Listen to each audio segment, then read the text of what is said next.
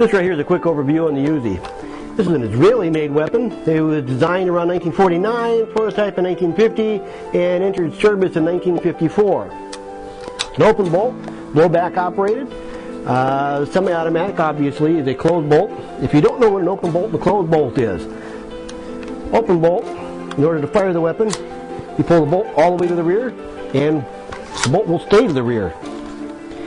When it stays to the rear, you pull the trigger, and the bolt will slam forward. When the bolt slams forward, it fires the round, and will continue the operation until you let go of the trigger. Now, on a closed bolt, you charge the weapon, bolt will go to the rear, strip the cartridge off on its way forward, and lock in the forward position. Now, since it would be a closed bolt and a semi-auto closed bolt, it has a slightly different system. Now, this right here is your standard UZI bolt. The UZI bolt is called a telescoping bolt, and this is the reason why. I got to use the other end of the weapon here because I don't have a spare barrel sitting here. But this is a telescoping bolt. Notice that the bolt slides right over the top of the barrel. That's the telescoping part of it. Because it does that, that allows the bolt to be far more compact while keeping the same amount of mass. And because this is firing from an open bolt, it needs all the mass it can get. And as well to a point. Because it does weigh 8 pounds. This weighs, and fully loaded, it weighs far more than an M16. Now, because that right there was the full auto bolt, this right here is a semi-auto bolt. Semi-auto bolt fires from the closed bolt, and this fires from a striker fired system on a semi-auto. And if you take a look here, see the L? That right there is your striker. Little thing in the middle here, that's your firing pin, and you got your firing pin spring. Well, this right here slides right onto the bolt. The bolt has been relieved on the side to allow the striker to fit in here. So there's been machine work done on the semi-auto bolt to make it fit. When you pull the bolt to the rear, the bolt goes to the rear. When you let go, the bolt goes forward, but the striker stays to the rear. Striker stays to the rear until you pull the trigger. When you pull the trigger, the striker goes forward, allowing the firing pin to move forward. Firing pin hits the primer, detonating the cartridge, and it continues and continues and continues. Now, semi-auto bolt also has a cutout on the side here. Now, on the semi and the full, the barrel moves right to the middle of the receiver. Well, on the semi-auto, on the back rear, you have a blocking rail, and a full auto bolt, such as this one, cannot go into there because you got that blocking rail in there, solid welded in place. So you can't make this a machine gun by just dropping it in there. Now, it's got good sights, and if you take a look at the sights on this weapon, I mean, look at the sight radius on that. That's fantastic sight radius, especially for, I mean, this is not much different than a pistol, really.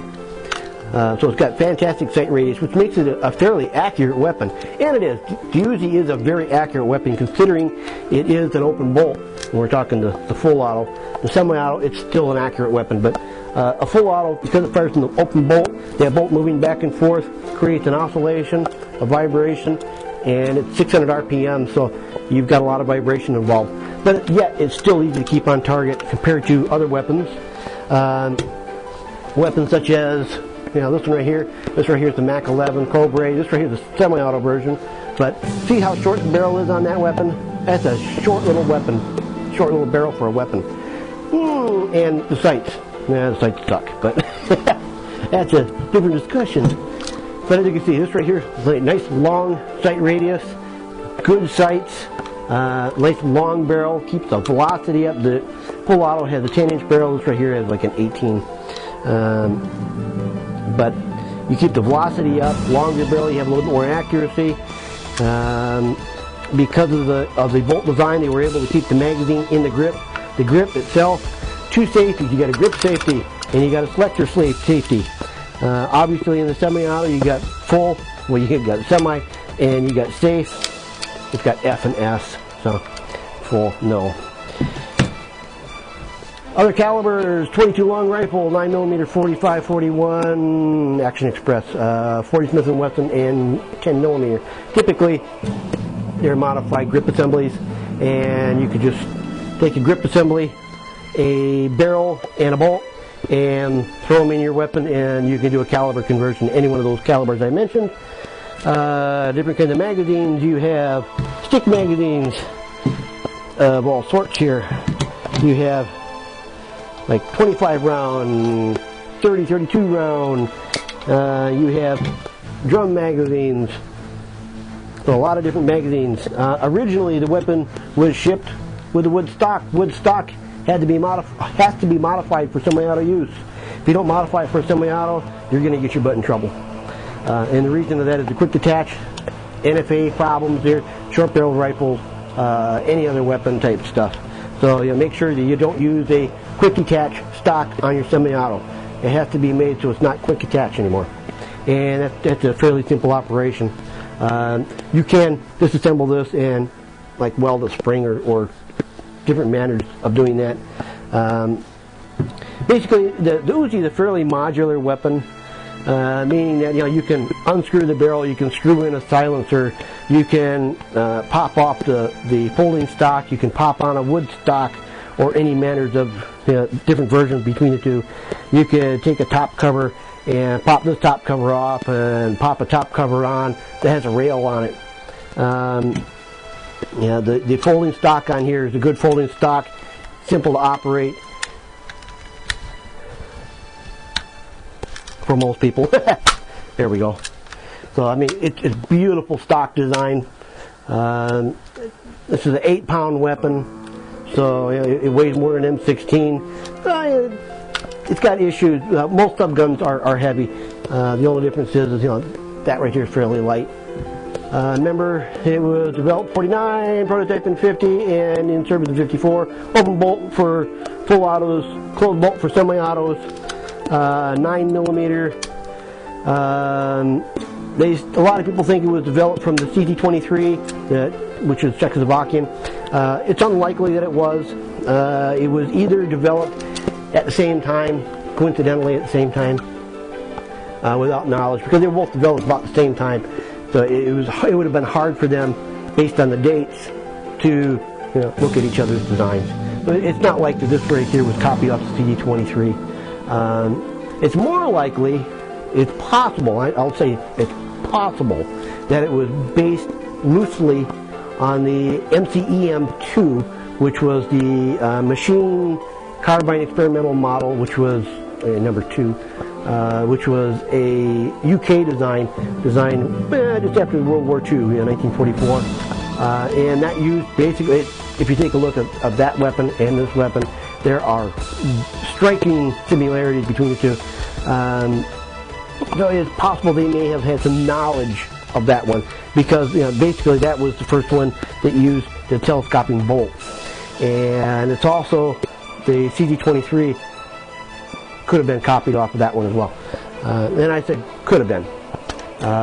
It's more likely that they were all independently designed without a whole lot of knowledge between each other.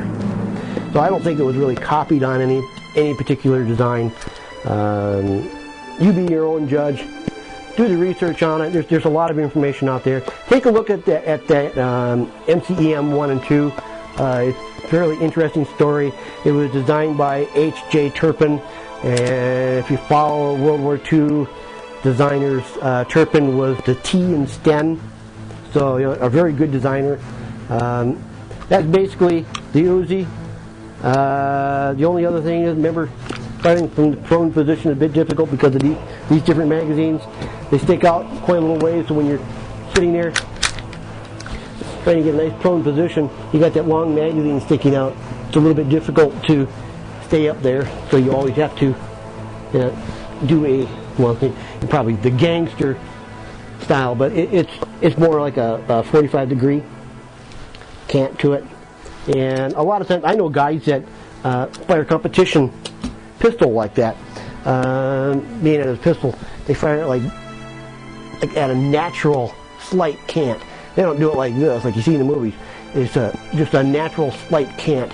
and it's whichever way your hand normally drops. If your hand is normally like that, is comfortable like that, that's the way they keep their hand for competitions. So it's not going to make any difference. As long as you do that same every time, it doesn't matter. That right there is the quick overview on the UZI, the IDF weapon.